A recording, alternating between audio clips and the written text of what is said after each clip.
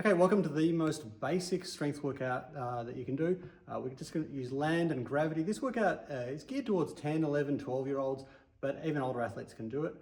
The first component is just a little bit of movement skill. So a really simple thing you can practice to become a faster runner and create effortless speed is just to get a nice arm action. So I like the idea of cheek to cheek, nice arm action, nice and relaxed.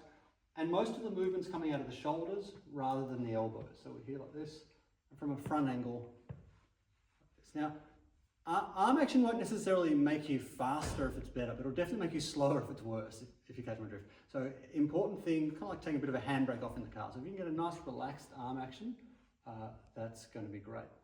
Another simple thing you can do is a march. So all we're going to do is we're here, and we're putting that arm action into a simple little march. A couple of things to note, sprung foot. So my foot is not soggy in the air, it's sprung.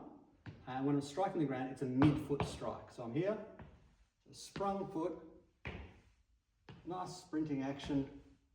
And the thing I love about this drill is you can practice it heaps, it's not fatiguing, it's slow enough that you can really finesse the technique and get it right.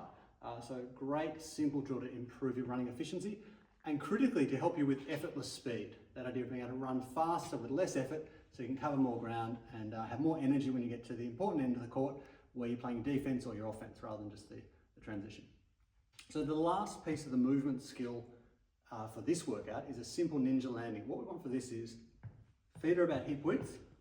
You can do just a couple little squats and have a focus on being stacked. So hip, knee and ankle, nice and stacked. And we're just going to take that same pattern and make sure we're landing like that as well. So it's this pattern of a soft, stacked and stable landing. So here, nice and soft. From the side angle, it's just, so we're using the calves to absorb a bit. We're using the glutes, the quads, and we're landing in an athletic position so that we can then go rebound, go move and do things fast. So I'll go once more. So we're here.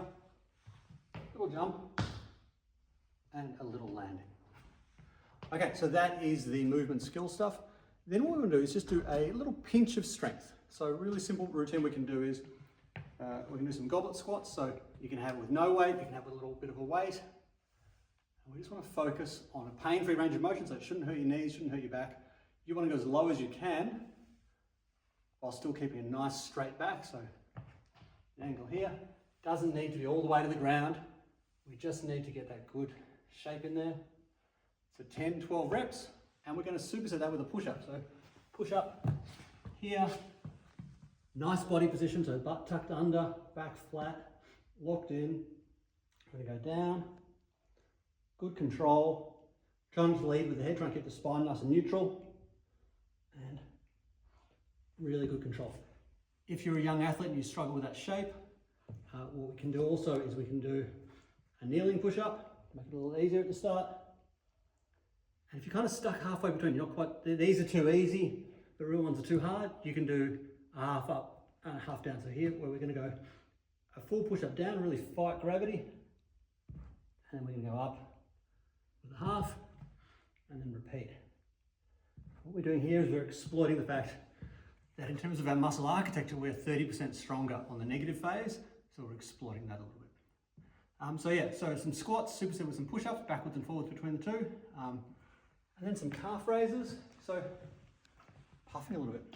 Calf raises are kind of the open layup of basketball strength and conditioning. They're really easy. All you're going to do, lean forward a little, find something to lean on, right up, right down. The critical thing is, when I'm doing them, is making sure you're putting all your weight through the big toe.